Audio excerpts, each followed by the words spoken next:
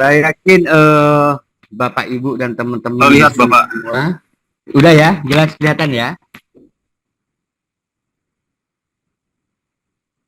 Oke,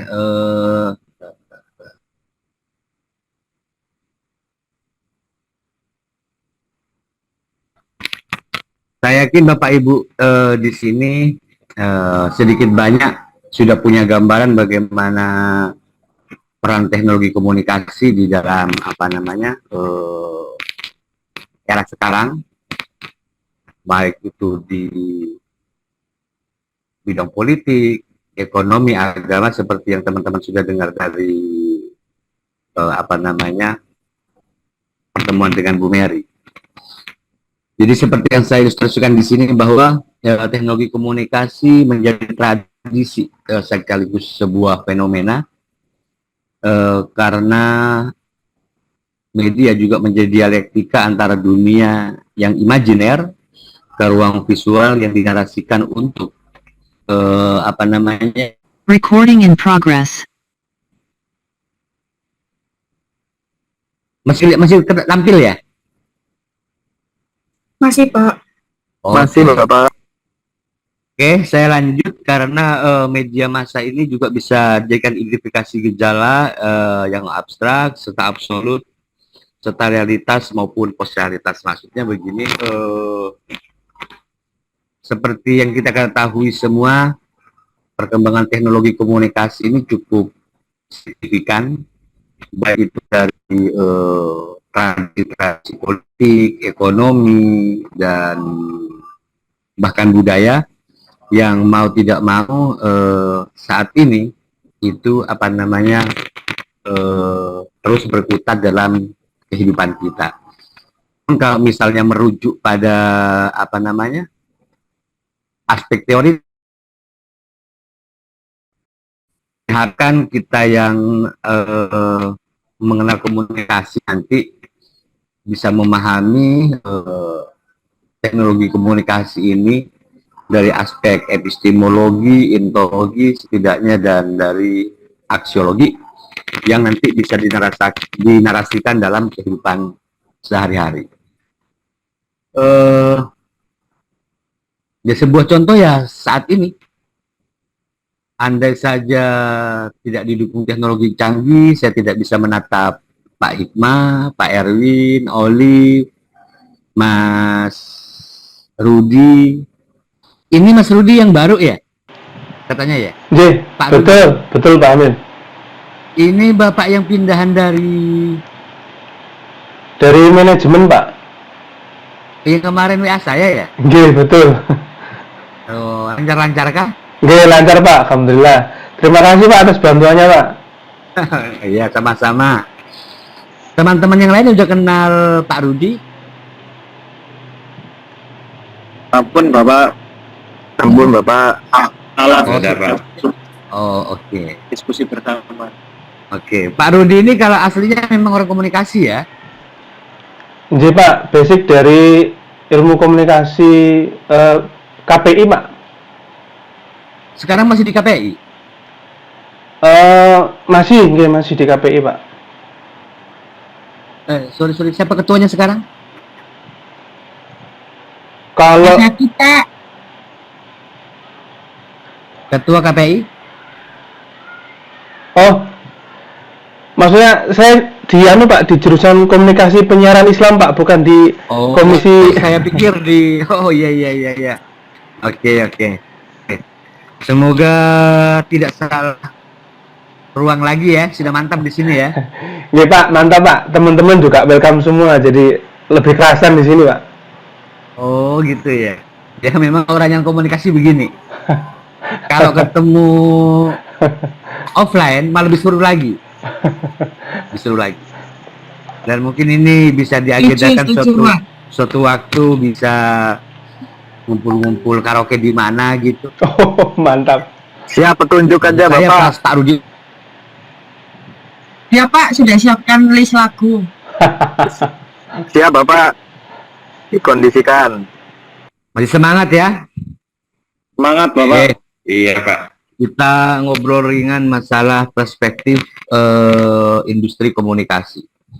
Seperti yang teman-teman lihat di gambar, berbagai macam dinamika style tentang teknologi komunikasi bisa tergambar dengan analog ini. Cuman kecenderungan dalam melihat sebuah fenomena komunikasi, biasanya kita itu mencoba memberikan sebuah pengamatan, argumentasi secara konseptual, penajaman tentang sebuah konsep.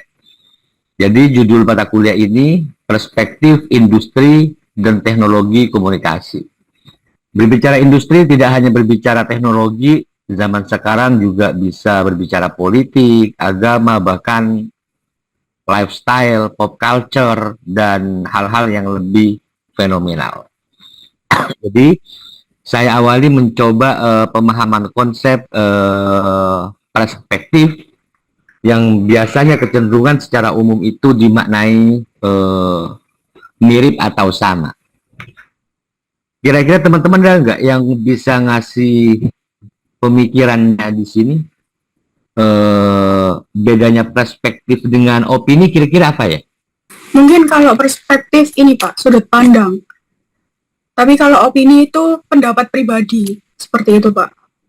Oke. Kalau misalnya sedikit dinarasikan lebih panjang, sudut pandang seperti apa kira-kira? Sudut pandang cara apa? Gimana Pak? Gini, sudut pandang seseorang terhadap sesuatu. Jadi ketika dia memahami atau melihat sesuatu tersebut Pak, seperti itu. Suatu masalah atau suatu situasi. Oke. Tadi kalau opini? Opini itu pandangan atau pendapat pribadi seseorang tentang suatu masalah. Kalau Bu Hajar ketika melihat screen pada detik ini, kira-kira kalau misalnya menyatakan begini, oh sepertinya Pak Hamim ini ada kendala sinyal sepertinya misalnya. Ini sebuah opini, asumsikah, persepsikah, atau apa kira-kira? Halo, suara saya Ya Pak kedengaran? Hamim, ya mohon izin Pak bisa diulang kembali. Kira-kira kalau misalnya Bu Hajar kayak tadi sebelum maghrib melihat apa namanya ketika kita sama-sama tampil di sini dan tiba-tiba laptop saya ini apa namanya koneksinya terputus, Bu Hajar melihat fenomena itu sebuah perspektifkah, persepsikah, atau sebuah asumsikah bahwa mungkin Pak Hamim mengalami kendala sinyal begitu? Kalau menurut saya opini ya Pak ya, karena opini sebuah pendapat yang ditunjukkan oleh seseorang kepada orang yang dituju. Bisa contohnya seharusnya laptopnya Pak Hamim itu nggak ada kendala karena untuk kelangsungan kegiatan belajar mengajar. Tapi karena kondisinya sinyalnya mungkin ada kendala, jadi kita tidak bisa menebak keadaan yang akan terjadi seperti itu Pak. Oh, kalau salah satu teman di layar ini menyatakan bukan opini, itu hanya sebuah persepsi, misalnya gimana menurut Bu Hajar? Ya tidak apa-apa. Mungkin kan setiap orang punya pandangan berbeda ya Pak ya terhadap suatu kondisi seperti itu. Dan mungkin punya alasan tersendiri untuk menguatkan itu. Oke. Menurut saya demikian Pak. Oke, terima kasih. Kalau Pak Rudi saya bilang, itu paling hipotesanya Bu Hajar saja itu. Kira-kira kalimat ini pas nggak? Sebelumnya Pak, saya ada pendapat sedikit berbeda dengan Bu Hajar nggih. Tentang pengertian tentang perspektif dan opini gitu. Kalau perspektif itu cara seseorang melihat suatu peristiwa atau masalah yang didasarkan pada fakta dan informasi. Sedangkan opini itu pendapat pribadi tentang suatu hal, tapi tidak selalu didasarkan pada fakta. Jadi perbedaannya titik tekannya pada berdasarkan fakta atau tidak berdasarkan fakta. Mungkin itu Pak Hamid. Oke. Pak Hikmah, kalau saya misalnya juga menyampaikan begini, itu proposisi saja dari Pak Rudi misalnya. Nggak begitu sih. Kira-kira kalau kalimat ada pernyataan proposisi, salahkah atau bagaimana kira-kira Pak Hikmah? Pak Hikmah sudah on ya?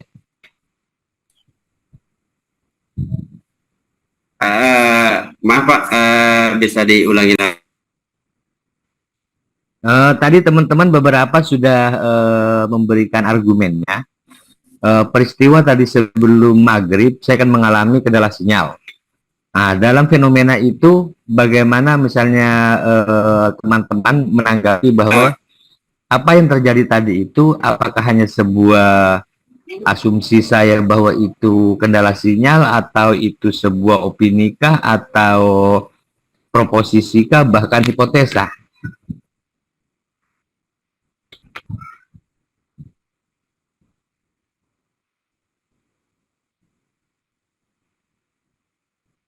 Nggak apa-apa Pak, yang penting ada argumen.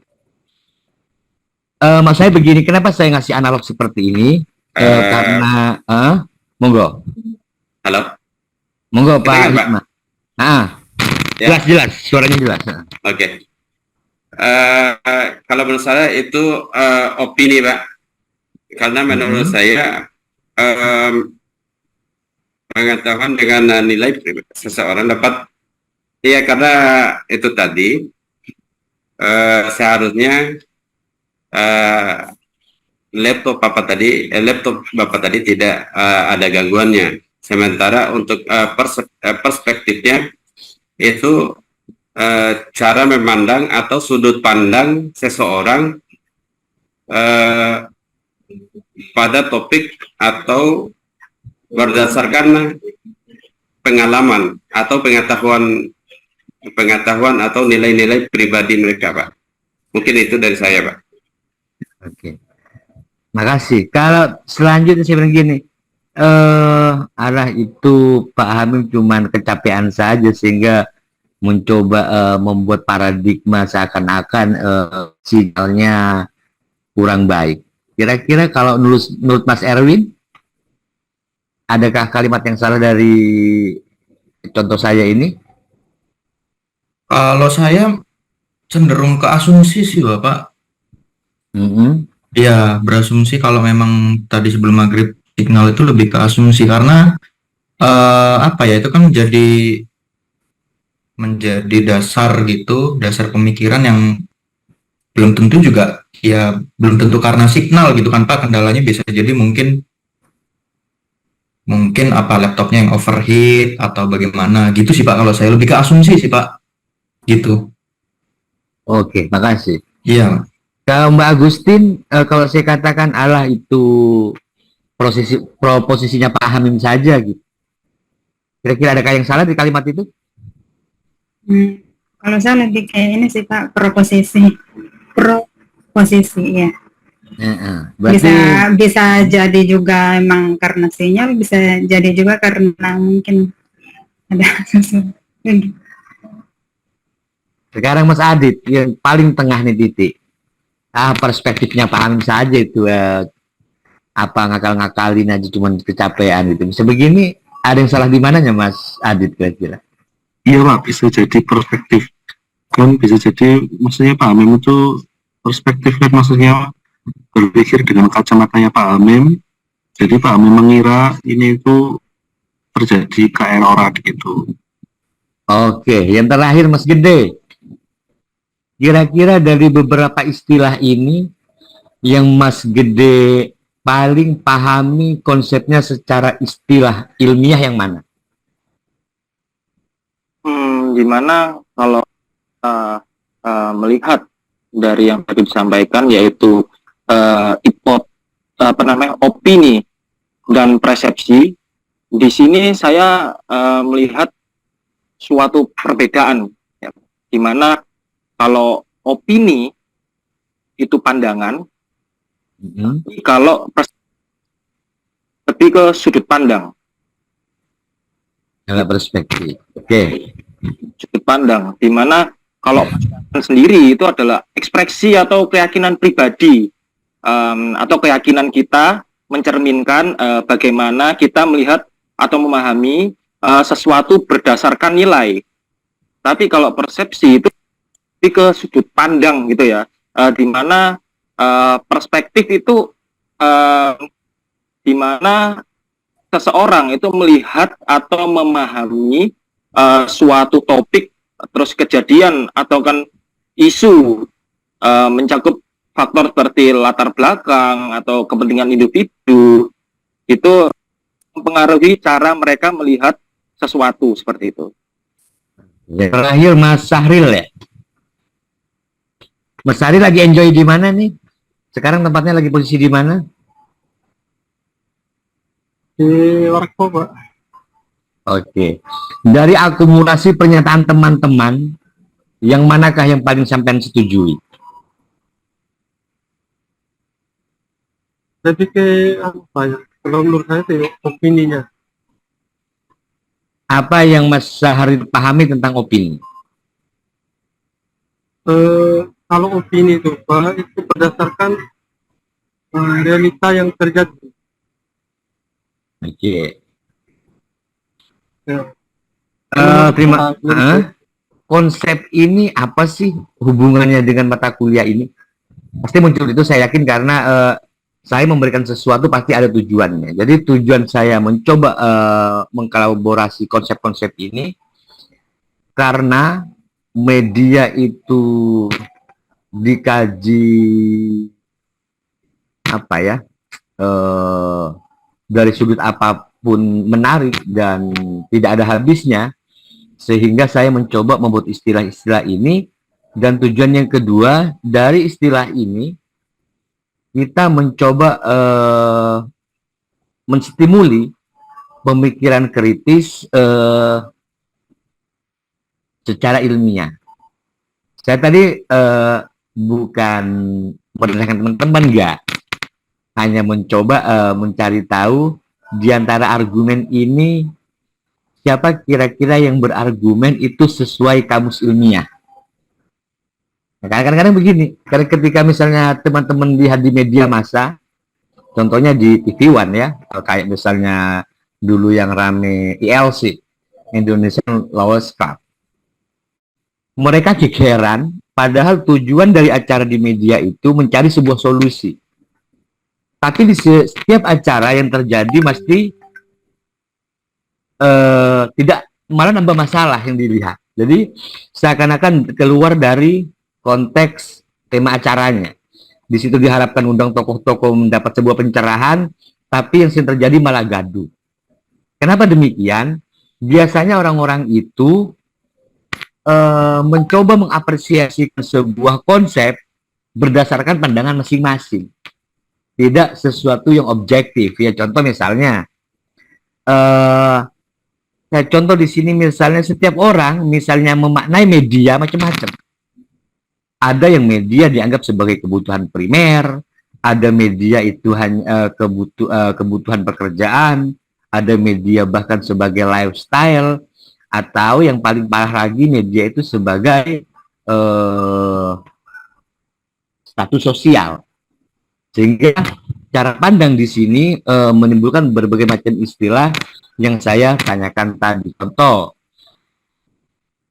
muncul sebuah opini. Kalau berdasarkan kamus, biasanya sebuah realitas yang penuh dengan pro dan kontra.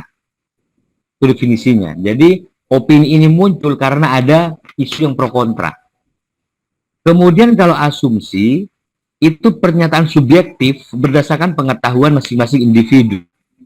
Jelas beda, opini ini dibangun dari eksternal. Ada pro dan kontra, muncullah opini.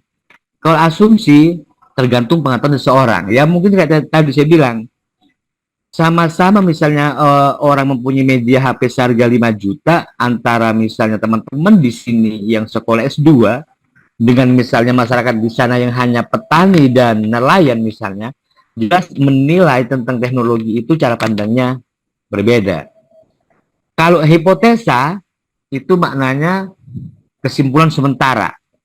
Jadi itu perpaduan eksternalisasi dan internalisasi informasi yang dikonstruk di pikiran kita menjadi sebuah hipotesa. Ya contohnya misalnya bagaimana teman-teman sekarang menebak siapa cawapres yang pantas nanti jadi pemimpin Indonesia. Itu masih hipotesa.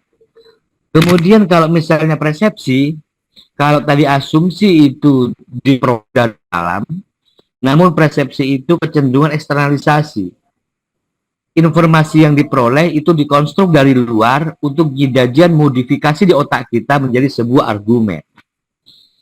Kemudian kalau proposisi, ini mungkin yang sederhana sekali, proposisi itu bisa saja pernyataan-pernyataan yang tidak beralasan. Ya hanya sekedar ngomong, itu namanya proposisi. Namun yang paling dalam dari sini, itu paradigma. Paradigma itu bisa dikatakan sebuah pernyataan yang datangnya dari ideologi seseorang. Contoh ya misalnya Mas Adit menggunakan HP canggih karena meyakini bahwa dengan teknologi canggih itu bisa mengetahui sesuatu yang substantif terkait dengan misalnya isu-isu terkini. Namun kalau perspektif, kalau bahasa lengkapnya bersudut pandang. Tapi sudut pandang dari segi keilmuan. Namun tadi Olive terlalu pendek ya, cuma sudut pandang ya. Misalnya kalau media dalam perspektif agama, ya dalil bagian dari media. Kalau perspektif dari kacamata teknologi, apa yang kita hadapi saat ini adalah sebuah perantara di Zoom ini sebagai wadah untuk kita bertemu. Jadi perspektif ini sudut pandang dari keilmuan. Ada yang mau ditanyakan 5 unsur ini? Karena berbicara teknologi ini pasti orang biasanya muncul perspektif macam-macam. Yang tadi saya katakan ada yang jadi sebuah keputusan karena kebutuhan kerja, ada yang menjadi yang lebih parah hanya status sosial, bahkan lifestyle. Kalau yang di slide kedua ini hanya pengantar saja, teman-teman sudah paham, mengingat ulang bahwa komponen komunikasi ini tidak lepas dari 5 unsur yang difenomenalkan oleh si Laswell. Who is what, in which channel, to whom with what effect, bagaimana komunikator itu bisa menciptakan pesan dari sebuah media untuk disampaikan komunikator dengan harapan ada efek.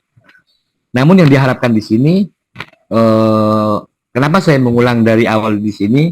Mungkin teman-teman yang ada yang bukan background komunikasi, di sini ada kalimat stream of friend and file of experience. Saya mengawali kalimat tadi tentang opini apa dan sebagainya itu agar kita di sini semua menciptakan atau memahami komunikasi kita ini dengan kacamata yang berbeda. Jadi tujuan slide yang kedua ini dengan bagannya elemen komunikasi biar kita seirama cara berpikirnya. Ya sebuah contoh misalnya komunikator di sini semua komunikator. Cuman komunikatornya beda-beda dengan kredibilitasnya masing-masing. Mas Adit, saya tahu sebagai agennya lab di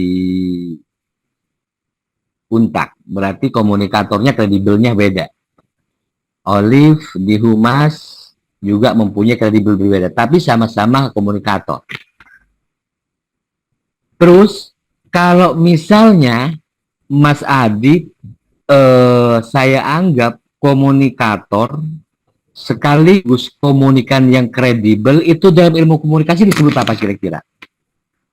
2 predikat yang menempel dalam satu objek. Ya Mas Adit ya komunikator sekaligus komunikan. Disebut apa Mas Adit kira-kira? Ingat istilahnya. Tahu Pak. Ada yang tahu istilah tentang satu kesatuan predikat orang jadi komunikator, kadang bisa jadi komunikan, itu istilahnya apa? Communicate. Jadi kalau teman-teman dengar istilah communicate, itu sebuah predikat double. Jadi kadang orang itu diposisikan sebagai komunikator, kadang juga diposisikan menjadi komunikan. Itu istilahnya communicate. Terus yang di sini ada frame of reference sama file experience. Itu teman-teman paham maksudnya kira-kira?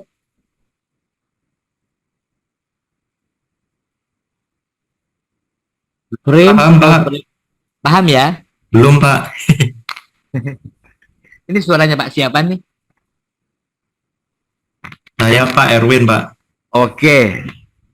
Jadi yang dimaksud frame of reference sama field of experience itu bagaimana orang berkomunikasi itu dengan wawasan dan pengetahuan yang sama. Ya sebuah contoh ya. Kalau misalnya saya ngomong di anak SMA, komunikasi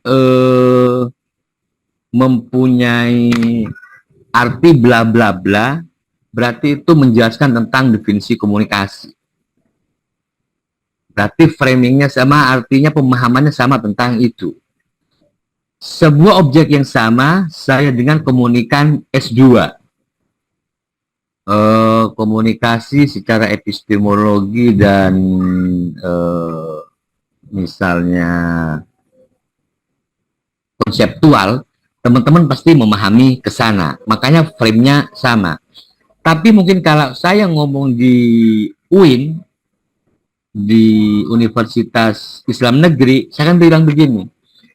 Komunikasi secara harfiah dan asbabun nuzulnya adalah dari bahasa Latin. Sama maknanya, tapi framingnya beda. Artinya dalam konteks tertentu, itu perlu pemahaman yang sama tentang sebuah teks. Jadi maksudnya frame of reference dengan field of experience ini, bagaimana orang bisa ngomong itu sama nyambung. Pahami Mas Erwin ya? Ya, misalnya saya buat contoh beginilah. Siapa, Pak? Orang ketika berpasangan, ada orang yang berpasangan nyampe kakek, saya bilang belum ta'aruf. Teman-teman ada yang nggak terima. Kok bisa? Bu Hajar, kalau saya misalnya bilang ya, ini ada kakek nenek. Ah, orang ini sudah punya cucu tapi belum ta'aruf gitu. Kira-kira apa yang ada di otaknya Bu Hajar? Ya mungkin masih belajar untuk mengenal satu sama lain, Pak. Menurut saya, Pak. Amin. Oke. Betul, artinya ini hal yang sederhana, namun dalam aplikasi keseharian lumayan susah untuk diaplikasikan. Intinya frame and file ini untuk menciptakan pemahaman yang sama dengan pengetahuan dan pengalaman yang berbeda tapi bisa menciptakan pemahaman yang sama. Paham dalam bagian ini ya? Teman-teman paham? Oke.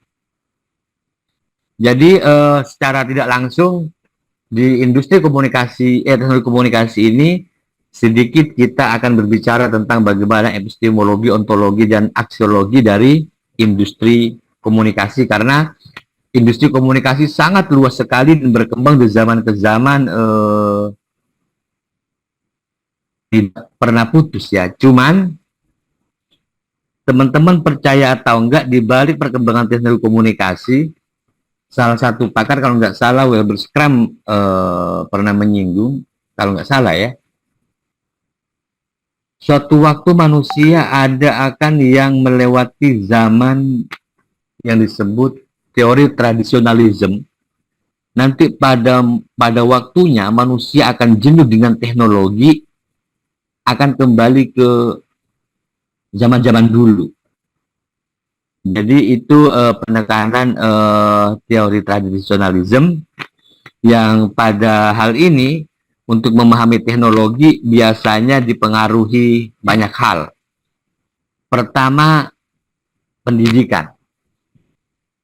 Sama-sama misalnya di sini teman-teman mempunyai teknologi canggih.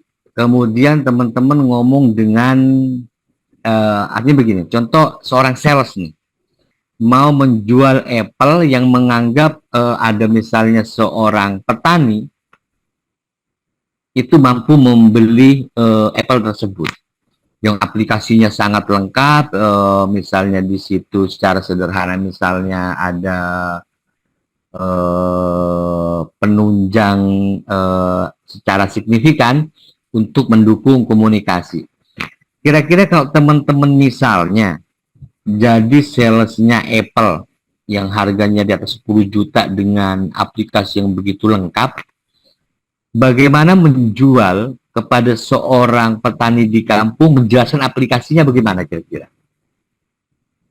Pak, ini smartphone terbaru, terus bisa touchscreen, terus sudah apalah macam-macam begitu. Kira-kira cara menjelaskannya bagaimana?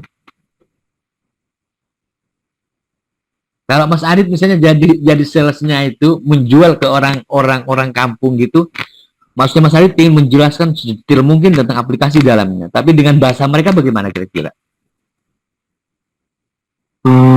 Ini Pak, mungkin saya cuma menjelaskan itu sarana komunikasi bisa untuk telepon pakai video gitu, jadi nggak pakai istilah yang aneh-aneh gitu kalau ke sana. Karena tadi ya frame sama file-nya nggak sama, percuma kalau kita ngomong ya. Iya. Oke. Kalau Bu Hajar kira punya nggak trik khusus membahasakan teknologi ke bahasa orang awam? Oke Pak Amin, siap. Gimana caranya kira-kira bahasanya? Oh ya, untuk menawarkan iPhone kepada customer ya Pak ya, pelanggan ya Pak. Tapi customernya ini misalnya orang desa nih, tapi uangnya banyak. Tapi dia pengen dijelasin betul produkmu itu kayak opo sih. Tapi istilah-istilah smartphone ini kan tidak dipahami mereka, gimana cara menjelaskannya? Oh ya baik. Mungkin saya akan coba untuk memakai produknya dulu Pak Amin. Jadi saya harus mencoba dulu bagaimana produk iPhone yang akan saya jual. Kalau misal saya mendapatkan pertanyaan setelah saya menggunakan, kan saya bisa jawab ya.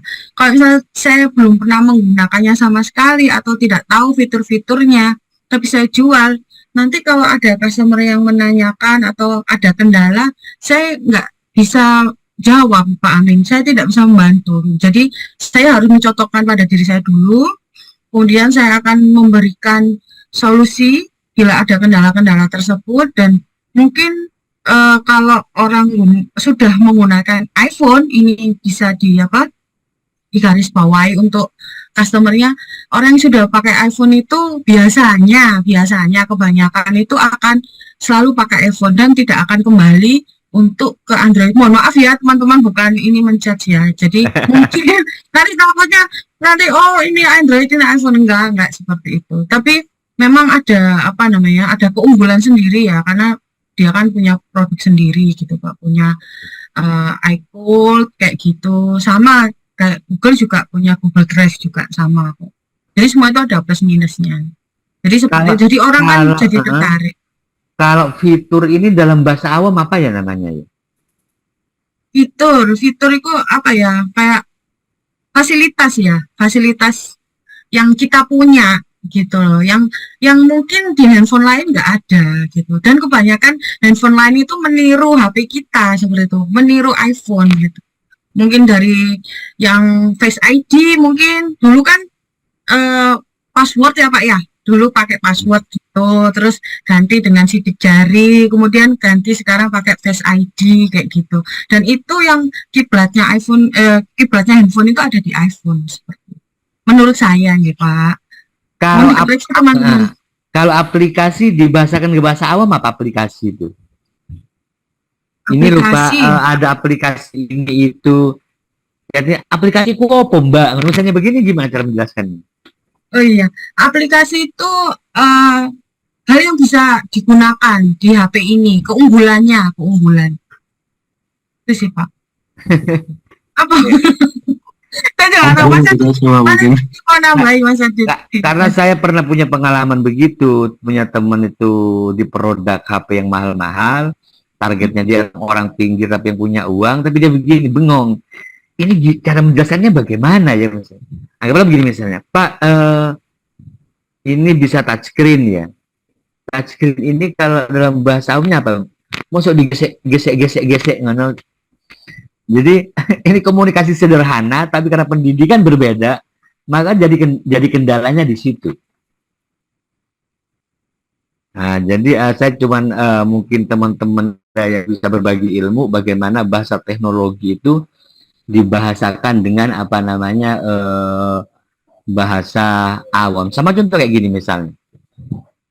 Ini kan pemahaman konsep terhadap pendidikan ya karena apa namanya faktor pendidikan. Sebuah contoh begini. Orang kita ini sering terjebak dengan konsep. Contoh, ada orang-orang itu marah ketika misalnya ada event wedding di kampung-kampung nggak dapat kursi. Lu kok berdiri gini? Dia malah komplain. Tapi pas diundang ke hotel, karena acaranya standing party, nggak ada masalah. Sekarang bedanya ngadeg harus standing party apa? Terjebak dengan istilah di kampung, kalau nggak dapat tempat duduk, ngamuk-ngamuk. Tapi pas ke hotel, berdiri asik-asik saja karena konsepnya standing party. Yaitu maksud saya tadi ketika istilah itu terkendala dengan faktor pendidikan, maka ceritanya akan berbeda. Jadi pendidikan itu salah satu faktor bagaimana industri komunikasi itu bisa menjawab konsep-konsep dalam kehidupan kita. Kemudian kedua, kondisi sosial. Kalau saya misalnya tanya ke teman-teman di sini, sehari tanpa komunikasi di sosmed bisa nggak? Wah, nggak bisa, Pak. Nggak bisa, Pak. Nggak bisa banget. Alasannya kenapa kira-kira? Bisa, Pak. Orang-orang dulu nggak pakai itu juga hidup itu. Bisa Pak, saya bisa. Sehari? Nggak bisa saya, Pak. Oh, saya bisa, Pak. Karena Kalau kan saya ampun sih, Pak. Ampun banget deh. ada hari raya Nyepi, Pak. Saya ingin tahu apa yang ada di framing teman-teman itu kok jatuh hati banget sama HP. Kira-kira ketika tidak menggunakan apa yang dirasakan? Sakau kah? Atau bagaimana? Mas Adit apa yang dirasakan kira-kira? Satu hari. Apakah dunia ini seakan-akan mati gitu?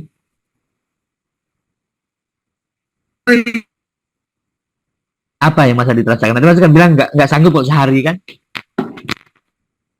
Kalau Bu Hajar sanggup katanya. Iya bisa sih Pak Cu, ditinggal tidur tapi seharian. Setuju, Mas Adit. Pas tidur bisa. Yang sehari, enggak, kalau teman-teman boleh jujur maksimal nggak pegang HP berapa jam kuat? Izin Pak, kalau saya sih bisa sehari Gitu. nggak megang HP, asalkan saya bisa ada teman duduk bareng sama teman dan ada kegiatannya, saya bisa meninggalkan HP sehari. Gitu Pak. Iya Pak, bener, misal ada teman main kartu atau main apa gitu. Oh, berarti kalau sendiri nggak sanggup ya, pasti merana ya? Itu sesuatu yang umum lah. Kemudian selanjutnya kondisi ekonomi ya memang dalam perspektif industri ini faktor ekonomi sangat berpengaruh, baik itu untuk kepentingan hardware yang dibutuhkan maupun hal yang lain. Artinya tetap berbicara antara teknologi dan ekonomi itu selalu saling bergantungan. Kemudian yang lain ada faktor ideologi. Ideologi bisa dikatakan sebuah cara pandang di mana ini bisa dijadikan alat untuk ya bisa dikatakan membantu mantapkan diri, mungkin di sini terkait dengan lifestyle. Ya mungkin kalau orang lihat tanpa harus ngomong, orang menggunakan iPhone pastinya tingkat kelas sosialnya itu bukan kamuflase ya. Dianggapnya orang mesti di atas rata-rata. Walaupun di zaman sekarang itu terkait dengan teknologi, orang banyak berkamuflase. Kalau saya kasih contoh begini misalnya, kalau ada Lamborghini, ada penumpang 2, yang punya yang mana kira-kira? Yang pegang setir atau yang numpang? Yang numpang. Saya ingin tahu sih cara pandangnya teman-teman nih. Ada Lamborghini nih, lewat. Di depannya 2 orang, satu yang Yang nyetir, nyopir, satu Pak. Kenapa kok bilang begitu?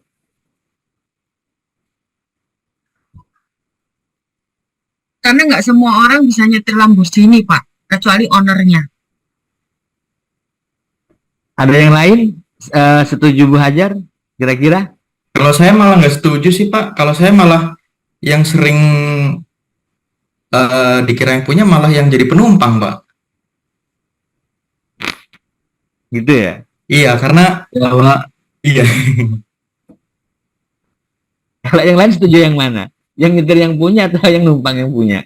Saya lebih setuju dengan Ibu Hajar karena apa yang dikatakan Ibu Hajar itu benar sih. Karena tidak semua orang bisa menyetir Lamborghini. Jadi kalau Pak Hikmah dengan Bu Hajar setuju bahwa yang nyetir itu mesti yang punya ya. Agustin kok senyum-senyum, kira-kira setuju yang mana? Kalau saya lebih setuju Mas Erwin sih, karena apa sih, banyak yang saya lihat orang yang punya mobil itu tidak mau kalau bawa mobilnya sendiri, katanya nanti dibilang supir, jadi lebih senang disetirin. Kalau Olive? Saya sama kayak Mas Erwin, Pak. Berarti kalau Mas Erwin tadi bilang yang numpang yang punya ya? Iya Bapak. Ya, Pak Rudi, bagaimana Pak Rudi? Sebagai anggota baru di kelas ini. Setuju yang mana? Saya lebih cenderung ikut mazhabnya Bu Hajar, Pak Hamim. Selain karena Bu Hajar tadi bilang apa ya? Pak Bu Hajar bilang yang nyopir yang punya. Iya, yang nyopir yang punya gitu. Selain alasan tidak semua orang bisa nyetir Lambo, Lambo itu kan sebagai lambang status ekonomi gitu Pak ya. Jadi tidak semua orang kemudian punya akses ke situ, punya akses ke megang Lambo. Selain itu juga Oke. Jadi Bu Hajar ya. Saya sekarang analogi ini saya balikkan. Teman-teman yakin kalau orang misalnya pegang teknologi canggih seperti Apple, dia pasti kaya? Ini konsep ideologi ya. Tadi kan saya ke analog, Lamborghini pasti yang punya yang mikir. Kira-kira kalau ada orang pegang HP canggih seperti iPhone misalnya, dalam konteks ideologi, apakah dia status sosialnya pasti di atas rata-rata? Bu Hajar kira-kira konsisten nggak? Kira-kira Bu Hajar punya temen nih, karena dari contoh tadi itu meyakini bahwa pemegang yang nyetir Lamborghini itu pasti yang punya, karena nggak semua orang bisa. Saya balik sekarang, juga nggak semua orang bisa mengoperasionalkan Apple kalau belum pernah punya. Apa kira-kira status sosialnya imbang dengan Apple-nya? Semua orang yang megang Apple?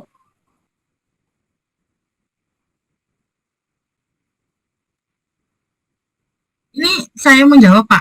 Iyalah, saya tanya lagi. Oh iya. Kalau menurut saya iya ya Pak ya, karena ya saya juga nggak punya Lamborghini ya Pak. Tapi yang saya tahu di sosial media kayak Raffi seperti itu, Melvin Tenggara, dia nyetir sendiri. Kalau mungkin mobilnya ada 4 atau isi lebih banyak, mungkin iya pakai sopir. Karena kan kalau 2 biasanya disopir sendiri, satunya kameramen atau istrinya. Sama kayak iPhone, kalau misal kita beli iPhone tapi kita nggak bisa mengoperasionalkannya, ya sama aja kan. Harusnya kita bisa, karena kita beli, kita yang mampu menguasai itu. Kalau misal kita nggak bisa operasionalkannya kan jadi nyuruh-nyuruh orang atau tanya-tanya dulu, Pak. Seperti itu sih. Oke, Kalau kan pendapat tadi pas ya saya hanya pengen terkait dengan materi ini konsistensi ya. Tadi Pak Hajar bilang pasti kalau yang pegang Lambo itu yang punya kan nggak semua orang bisa. Dan itu pasti mencerminkan satu sosialnya tinggi pasti. Kan kalau saya analogkan ke Apple, dia juga bisa mengoperasionalkan dan punya. Apakah itu dipastikan satu sosialnya pasti lebih tinggi juga?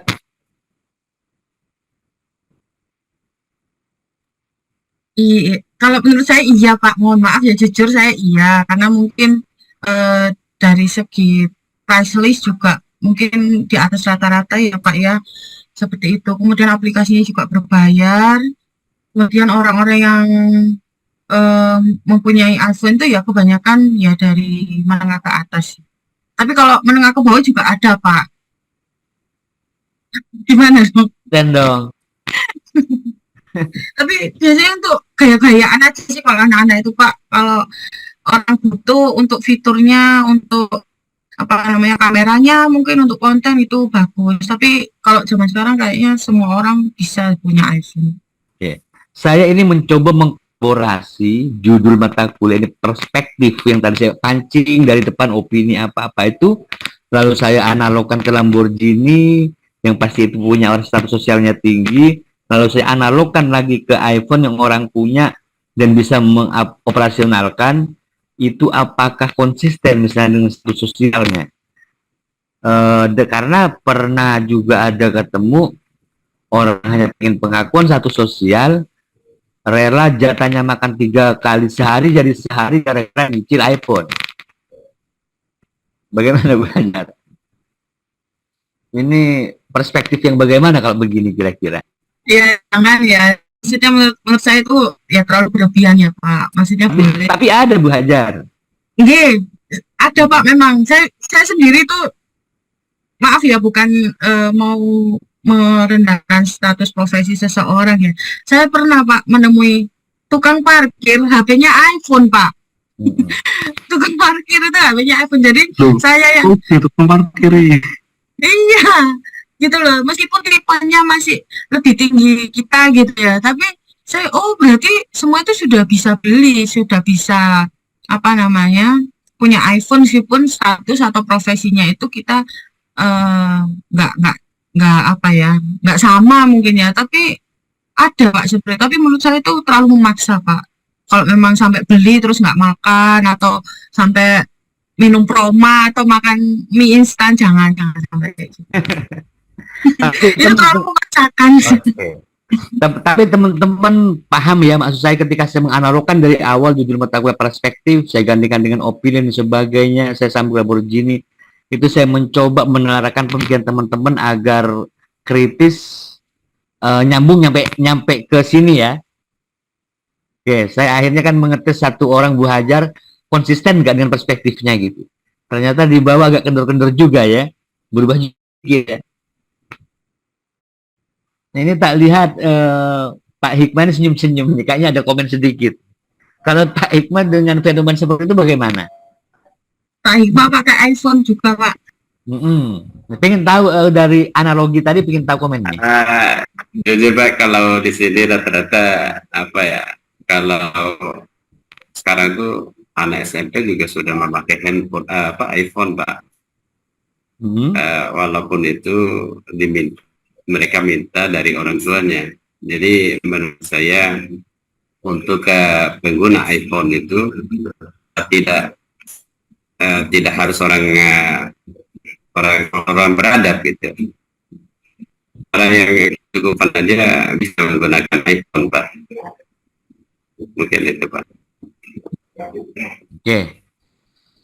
Berarti alhamdulillah analogi saya itu teman-teman bisa seirama menyambung. Jadi artinya di sini ketika berbicara perspektif industri komunikasi, pastinya disangka dengan tadi pandangan orang itu tidak lepas dari frame and file-nya masing-masing, wawasan dan pengetahuannya. Mungkin ada orang yang lebih duit, tapi tidak ke semua uangnya diarahkan ke sana, atau sebaliknya mengarahkan uangnya ke sana demi kepuasan status, gitu kan, ada macam-macam lah. Oke, kemudian yang keempat terkait dengan organisasi, pasti kebutuhan pekerjaan, ini teman-teman sudah merasakan semua. Yang terakhir itu terkait dengan pemahamannya kebutuhan akan media massa. Cuman kalau saat orang menggunakan media massa itu dengan berbagai macam kebutuhan dan berbagai macam konteksnya. Kalau tadi Pak Hikmah bilang, saya bisa tidak pegang HP sehari, yang penting ada yang ngajak ngomong. Kira-kira yang bisa diajak ngomong seharian siapa ya Pak? Zaman sekarang itu. Diri sendiri, Pak. Karena kadang-kadang orang zaman sekarang itu kan bosanan karena lebih cinta dengan HP. Jadi kalau ngomong face to face 10 menit itu kayak lama banget kayaknya. Tapi kalau kita melihat HP berjam-jam nyampe ketiduran itu nggak masalah. Itu yang terjadi fenomena saat sekarang. Mungkin istilah yang umum, mendekatkan yang jauh, menjauhkan yang dekat, begitu ya. Jadi kalau di sini kayak romantis banget ketemu begini. Tapi kadang-kadang kalau udah ketemu bareng, bingung-bingung HP sendiri. Itulah kenyataannya ketika berbicara perkembangan teknologi media massa. Oke. Selanjutnya, ini hanya sebuah istilah. Di dalam ilmu komunikasi, komunikasi tatap muka yang akhirnya ditunjang dengan teknologi, itu menjadi istilah yang berbeda. Kalau teman-teman nanti mendengar di luar sana, kalau ada istilah komunikasi medio, itu pengembangan istilah dari komunikasi interpersonal face to face, terus jadi kayak sekarang begini, ini namanya disebut dengan komunikasi medio. Jadi komunikasi yang dilakukan melalui teknologi media massa. Oke, ini gambaran umumnya. Yang komunikasi pernah dengar Mbah Mikluhan?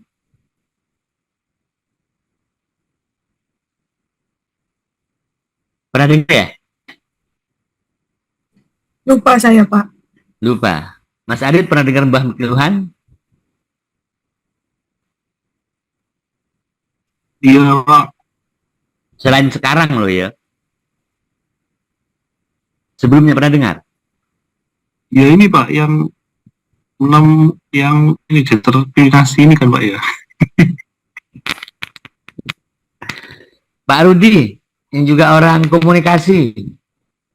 Siapa Pak Rudi yang tahu tentang Mikluhan? Marcel Mikluhan, Pak. Ya. Ya, ahli komunikasi, Pak. Yo lawas. Sedikit dinarasikan gitu. Orang komunikasi yang bagaimana. Atau teman-teman yang di luar komunikasi lebih tahu, lebih hebat biasanya. Siapa tuh Marcel Mikluhan?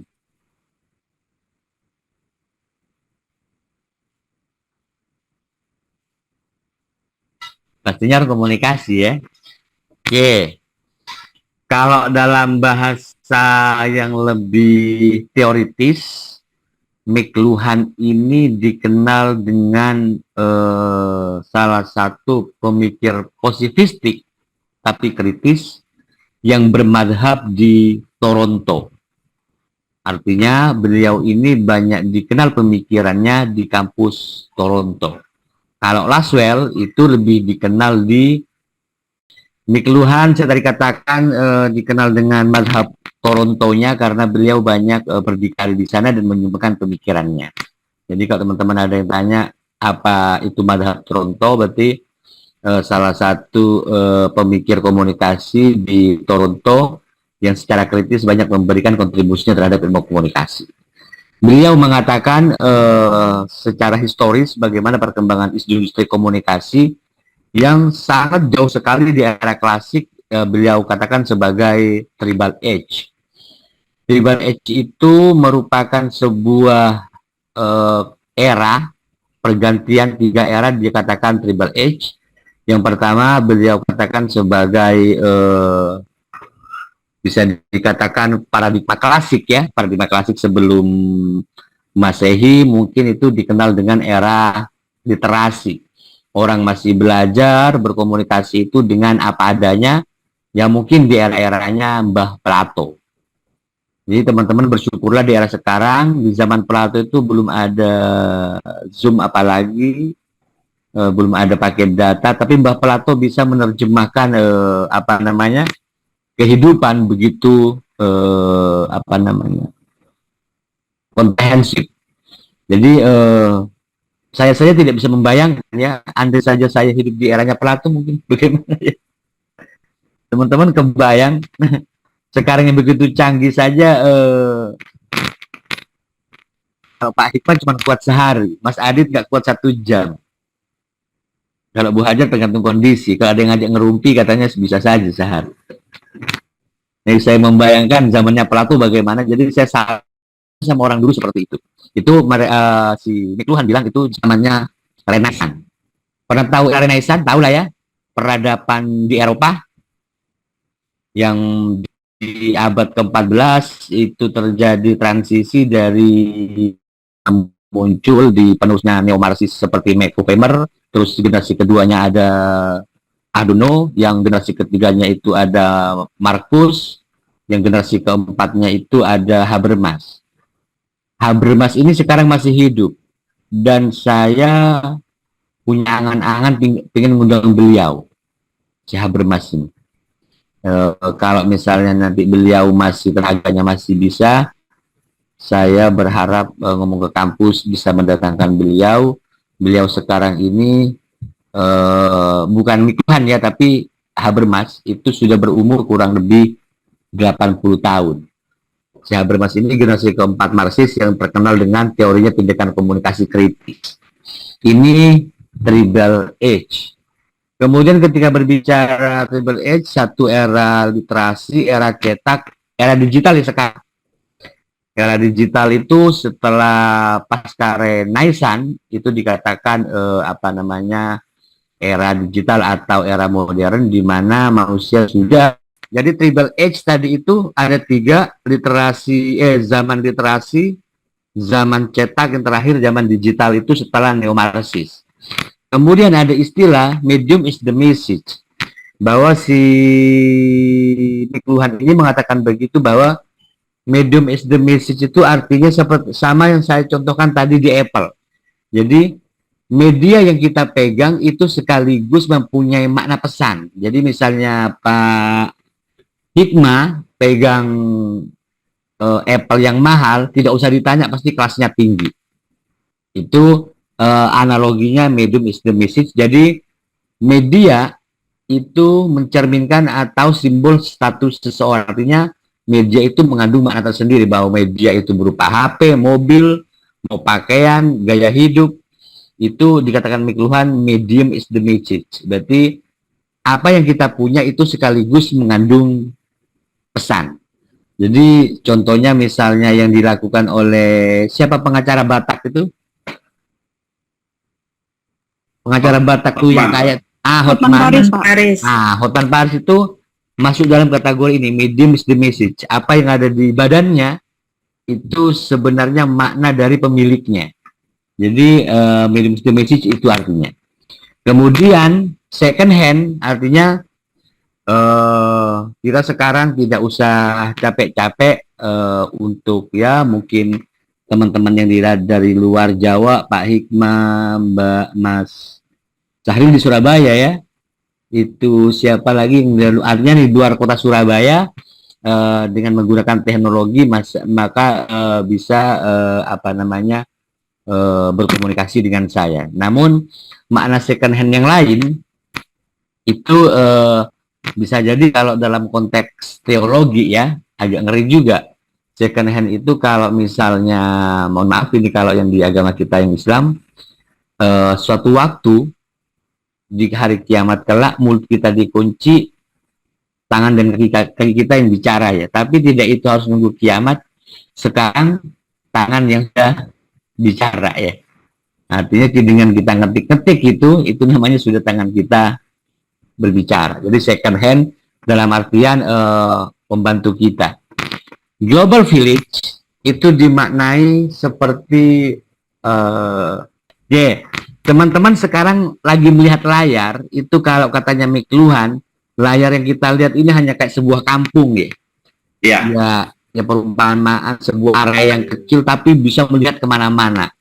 Itu istilahnya Mikluhan global village. Jadi layar kita ini Mikluhan menganalogikan sebuah desa di tempat yang kecil tapi sifatnya global, mendunia. Artinya ini Pak Hikmah dari NTB, ada yang dari mana dan sebagainya, itu bisa bertemu di satu desa. Ruang ini namanya desa katanya Mikluhan, itu yang disebut dengan global village.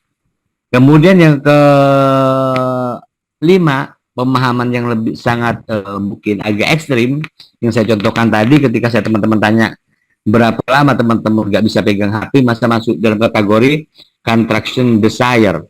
Jadi kalau dalam bahasa yang sedikit ekstrim di buku-buku media kritis, kita itu memegang media tidak dinamakan kebutuhan, tapi dalam bahasa yang kritis libido katanya dia bilang. Jadi manusia sekarang itu begitu dekatnya dengan media, tidak lagi orang mengatakan ini sebuah kebutuhan, tapi bahasa lebih kritisnya itu bahwa manusia itu mempunyai libido sendiri dengan menggunakan media massa.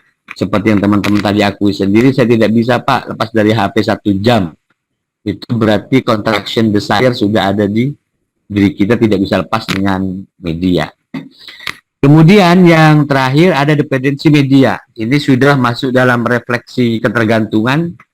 Ya seperti yang kita tahu bahwa kalau misalnya menggunakan media massa secara berlebihan, itu berakibat macam-macam secara psikologi. Karena dependensi ini ketergantungan, kalau dalam bahasanya anak muda mungkin bisa dikatakan sakau ya. Begitu. Ini saya ingin tahu, sebelum saya tutup, saya ingin tahu ini. Hari-hari terakhir ini lagi rame dialektika dan kontroversi tentang e-commerce-nya TikTok. Saya ingin tahu dari sudut pandang ini dari berbagai macam latar belakang, terus budaya yang mungkin Pak Hikmah dengan Mas Adit jelas jauh geografinya, atau dengan Mas Syahril, Mas Erwin, pasti punya cara pandang masing-masing. Tapi teman-teman semua ngikutin ya, bagaimana sekarang fenomena TikTok itu yang kontroversi, dan karena berdasarkan riset pengguna TikTok terbesar kedua itu Indonesia. Cuman saya yang tak habis pikir di sini, TikTok itu kan berasal dari Cina, tapi di Cina sendiri itu sudah membatasi, di kita masih belum. Kira-kira dengan fenomena ini yang katanya nanti akan menggerus nasib-nasib UMKM dan sebagainya, tapi sementara di sisi lain teknologi sudah berkecamuk dalam kehidupan kita. Kira-kira kalau menurut teman-teman fenomena ini yang bijak, misalnya Anda mewakili pemerintah, bagaimana? Dibubarin TikToknya atau dibuat aturan yang lebih detail atau diganti apa kira-kira? Kalau menurut Bu Hajar ini murni permainan media massa, politik, atau ada skenario lain? Iya, kalau menurut saya ini ada skenario lain ya Pak ya, karena saya sendiri pengguna TikTok, jadi saya sangat terbantu sekali ketika ada TikTok Shop seperti itu. Namun mungkin platform Orange ya yang saingannya itu mungkin dulu kan nggak ada live Shopee Live ya. Tapi karena ada TikTok Live, jadi Shopee itu ikut ada Shopee Live. Nah, tapi kekurangannya dari TikTok itu sendiri karena dia itu kan platform informasi bukan jual beli barang seperti itu Pak. Jadi makanya kemarin itu sempat rame kan minta ditutup karena memang dia nggak ada izin untuk berdagang di situ, hanya untuk pemberian informasi aja seperti itu. Tapi kalau dari pemerintah harusnya lebih lebih sosialisasi di era digital. Makin kesini kan semua kan jadi digital semua Pak gitu loh. Jadi nanti lama-lama pasar tradisional itu juga akan digantikan oleh digital marketing seperti itu. Kalau saya tanya Bu Hajar cinta Indonesia? Iya, cinta Indonesia Pak. Kira-kira kalau Indonesia tidak mempunyai pasar tradisional masih pantas dikatakan Indonesia nggak kira-kira? Iya, kenapa gini Pak, kalau menurut saya iya, saya cinta Indonesia. Namun semakin zaman kan ya kita harus ngikuti Pak, sama seperti dulu itu ada driver online ya, ojek online sama ojek pangkalan seperti itu. Saya setuju dengan keduanya, ada pasar tradisional juga sama online. Tapi untuk orang-orang seperti saya mungkin yang lebih suka praktis, lebih suka yang efisien, saya lebih suka di pasar digital marketingnya itu Pak. Saya tuh beli stroberi di Shopee Pak, daripada ke pasar tradisional gitu loh, karena memang waktunya belum, perjalanannya belum, parkirnya belum, kembali lagi seperti itu kan, sama-sama membeli gitu loh. Cuman kita lebih efisiensi waktu dan tenaga sih, seperti itu. Harusnya pemerintah punya platform sendiri untuk memajukan UMKM Indonesia.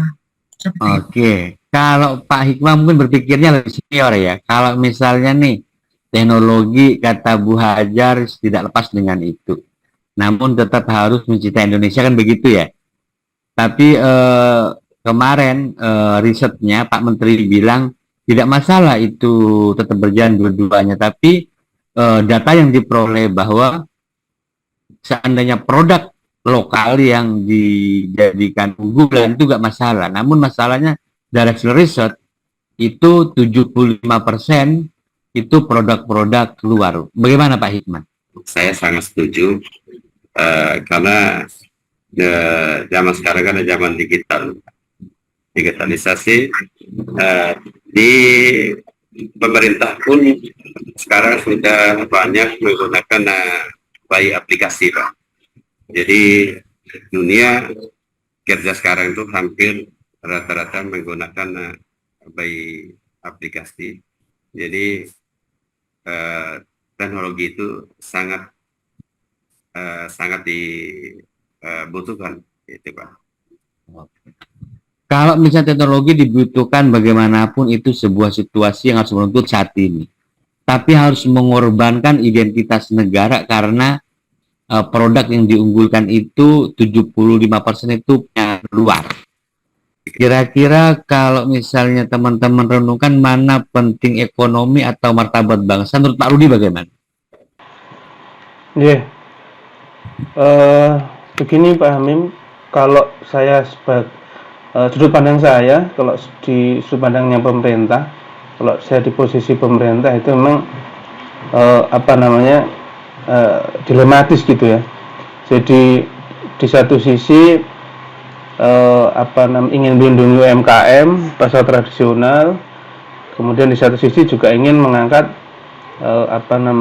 pelaku pedagang online gitu ya.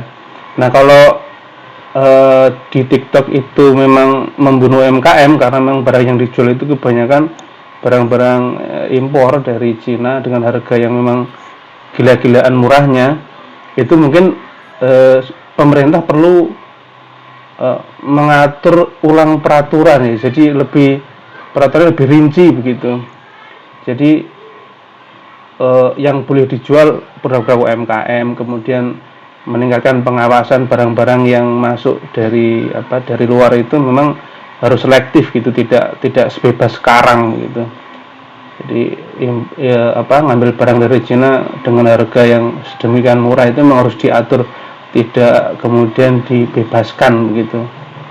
Nah, kemudian dari sisi pedagang online pun, sisi UMKM itu mau tidak mau memang harus meningkatkan kemampuan dalam bidang e-commerce ya, penjualan online. Jadi tidak serta merta terus berlindung di peraturan pemerintah gitu, ingin berlindung di peraturan pemerintah dengan menuntut pemerintah untuk menutup platform e-commerce macam TikTok itu. Jadi menurut saya dua-duanya memang harus jalan, Pak. Pemerintah mengatur ulang peraturannya dengan rinci, dengan detail, kemudian pelaku pedagang online pun juga harus berkemampuan begitu agar bisa bersaing dengan pasar luar, baik itu barangnya maupun cara jualannya di online shop. Demikian, Pak.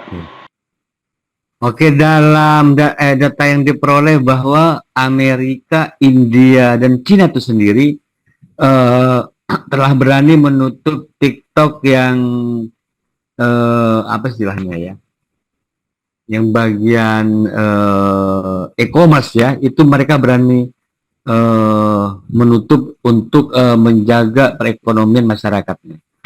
Sementara Indonesia masih menjadi perdebatan. Menurut Mas Adit, penting sisi kapitalisme atau ideologi kira-kira?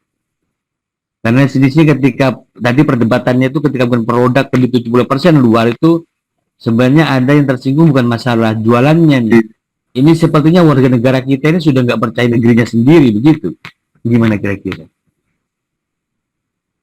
Menurut saya ini Pak Abe, apa namanya, kita maksudnya negara kita tuh belum bisa sepenuhnya full mandiri karena kan banyak kita kerjasama sama negara-negara lain gitu. Nanti kalau menurut saya kalau kita langsung meng-cut ya nanti perhitungan ya mesti banyak ruginya, mungkin seperti itu pemerintah Pak. Jadi nggak bisa langsung ujuk-ujuk kita memutus suatu sosial media tertentu itu karena udah ada kerjasamanya, mungkin begitu Pak Amin.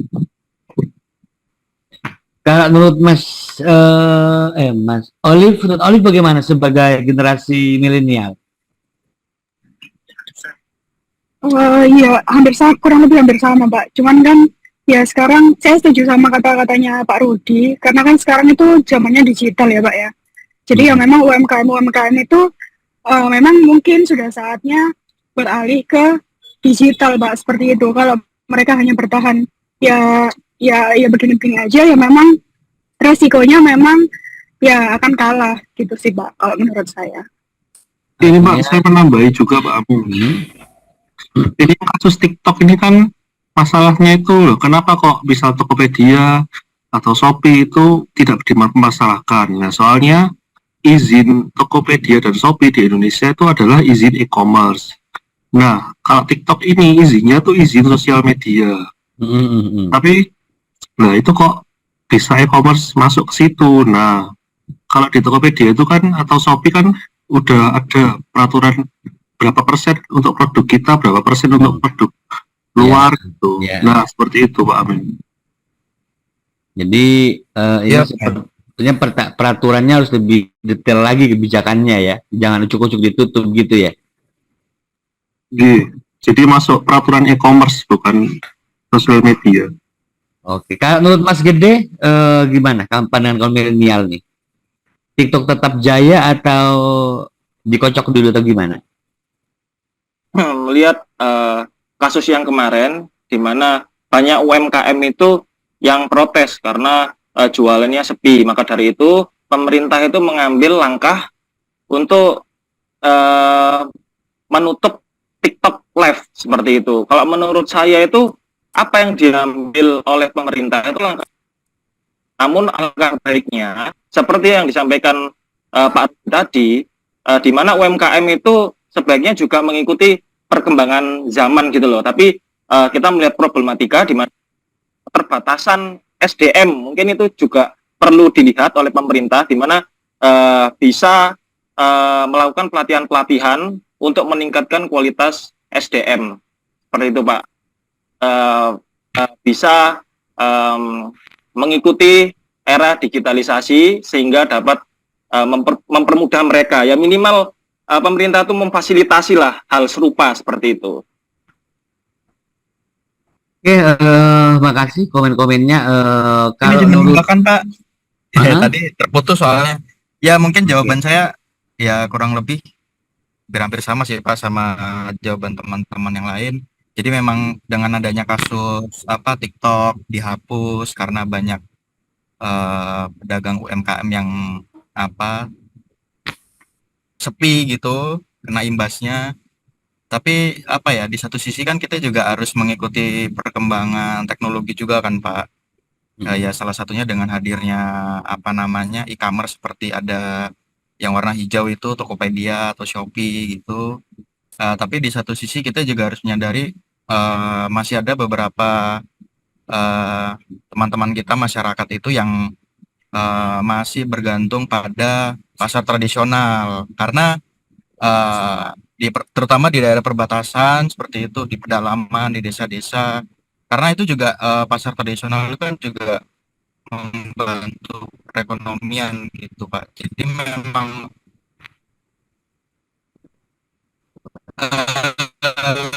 dua-duanya ini harus berjalan sih Pak. Mungkin diadakannya pelatihan seperti itu, jadi itu juga bisa diharapkan programnya bisa merambah juga ke masyarakat yang pedalaman seperti itu. Mungkin bisa mempromosikan atau menjual produknya ke kota atau minimal masuk di minimarket yang kecil-kecil gitu sih Pak. sinyalnya terganggu dikit ya. Oke, yang terakhir ini kaum hawa, Mbak Agustin, ya kan kalau perempuan tuh kan detail banget kalau lihat perbelanjaan gitu ya. Kira-kira komennya Mbak Agustin gitu. Jujur sih Pak, saya tidak terlalu mengikuti karena TikTok saja baru di sini saya buat akunnya baru berapa hari malah langsung ternyata sudah dihapus. Kalau tahu Mbak Agustin bisa ketagihan tuh, ada harga sepatu cuma Rp5.000 tuh, bagus-bagus cewek. Iya Pak, barusan saya cek terus ternyata sudah tidak bisa. Kayaknya Bu Haris sudah banyak belanja senyum-senyum.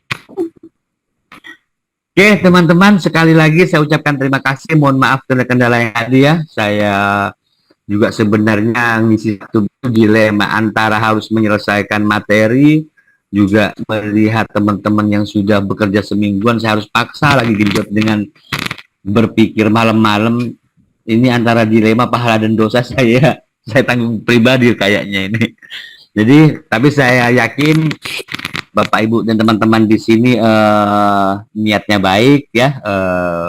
Anggaplah ini kita ngobrol plus silaturahmi ya.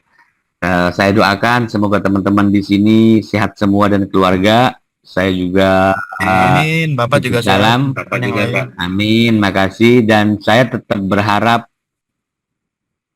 nanti bisa ketemu secara langsung, dan doa saya yang paling besar lagi ingin lihat teman-teman bareng-bareng tahun depan sudah ada di panggung wisuda. Amin. Amin Pak. Amin, amin, amin. Terima kasih. Oke, sekali lagi saya ucapkan terima kasih, jaga kesehatan, selamat malam, assalamualaikum warahmatullahi wabarakatuh.